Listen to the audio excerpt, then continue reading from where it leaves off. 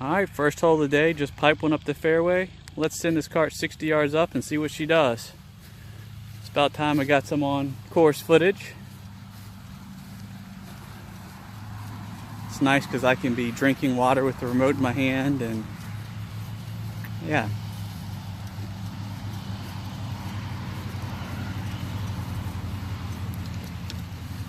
I can hit the fast button to make her go a little faster, but the nice thing is I can be sitting here drinking water, walking. My poor buddy's over here having to push. And as you can see, I'm having to turn a little bit, steering because it caught a hill. Alright, it stopped at about 60 yards. Let's send her again. I'm going to send her a little faster up the fairway and just have her go until we reach my ball. But it has been quite delightful. I will update for those who've been watching along the series. I was planning on hitting a bag boy, their swivel, tri-swivel, but I was having a hard time getting one of those in through my retailer, and they were able to get the Rovic RV1S in a lot easier and quicker. So I have the brackets coming from that. I also have the new wheelie bar coming in. I'm going to have it turn a little bit left right here so you guys can see how gradual it is with the four-wheel cart. It just very slowly swings across. Now that's at a higher speed. At slower speeds it goes a little faster. But I will be doing the install on a Rovic RV1S. I'm going to show it both with the front wheel locked and with it swiveling to show you how much better or worse it turns. I believe it's going to turn a lot better because just pushing it around in my garage, that cart's really cool. So, but yeah, we will get more updates. There's also, I have information from the actual manufacturer of the eWheels about how to get this. I'm going to cover that in another one of my videos. So yeah, we will go ahead and wow, I hit it up there pretty close to the green. I am not a huge hitter, but this isn't a long course.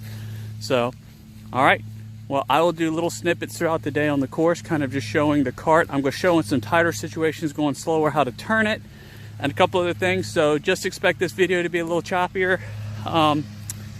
Yeah, it's an enjoyable day. I like being able to walk. I can actually video myself while walking. Hopefully this is a good experience for you guys. It's not too windy. But yeah, looks like it's going to be a good day. Good first ball. I'm kind of slowly turning. On this short grass, it turns really nicely when you're at these slower speeds. To update those who are asking how many holes you can get out of it, there's a little turn to the right, how quickly it can turn to the right on if you're at a slower speed. It can actually slide it across in the short stuff pretty easy. Back and forth pretty easy. I'm getting no less than, every time I played it, I've played 18 holes, and it still had 2 lights on after 18. So I haven't tried 27 yet. I do plan to do that in time.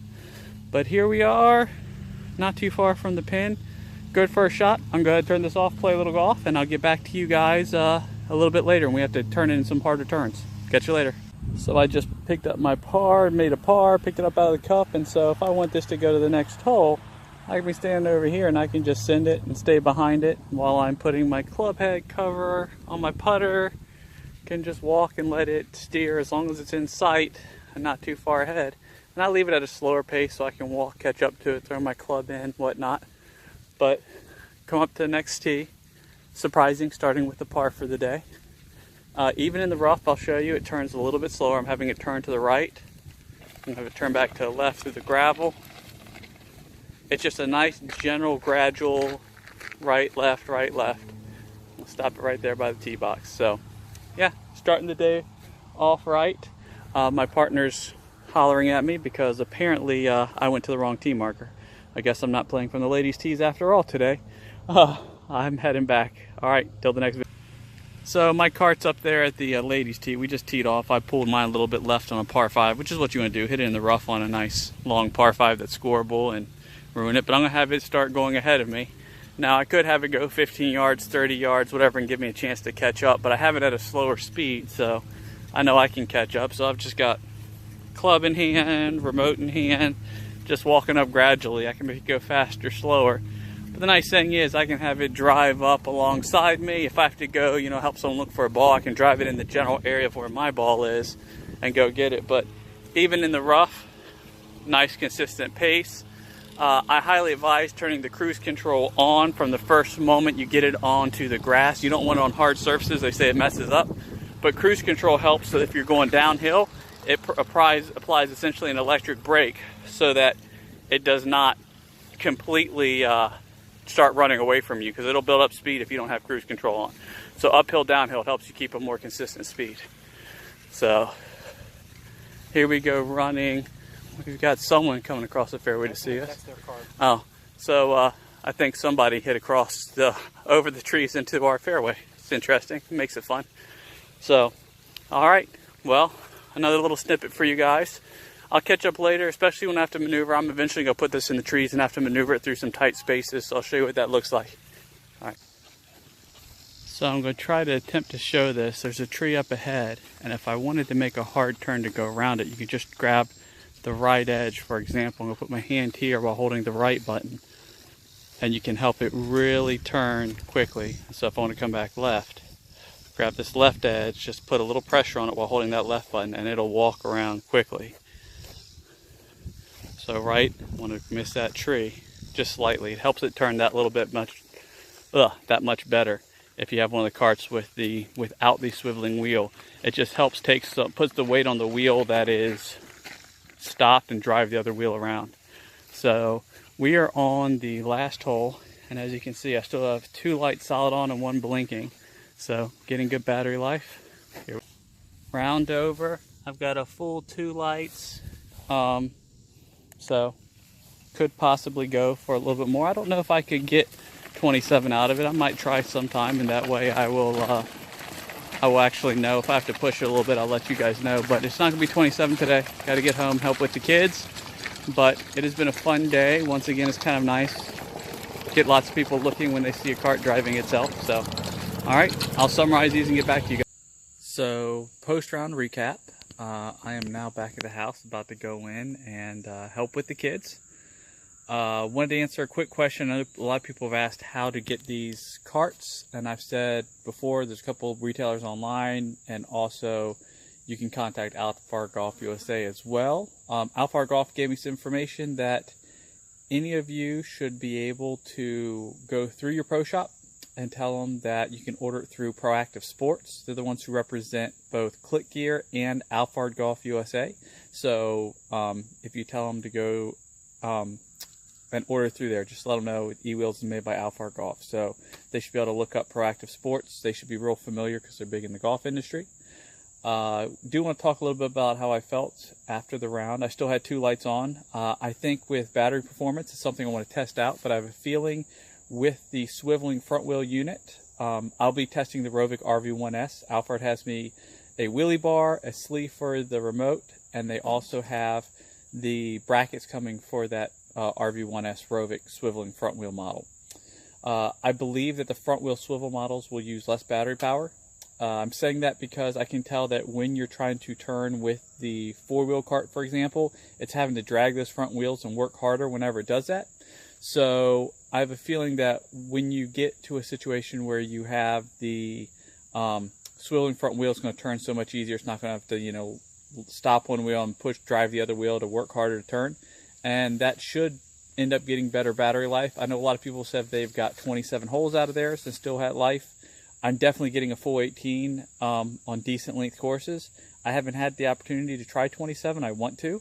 But that's one of the things I want to talk about. A year ago, I would not have even considered trying to walk 18 holes on a full golf course. Would not have. Even 18 on a par 3 course would have worn me out pretty good on just a short executive pitch and chip.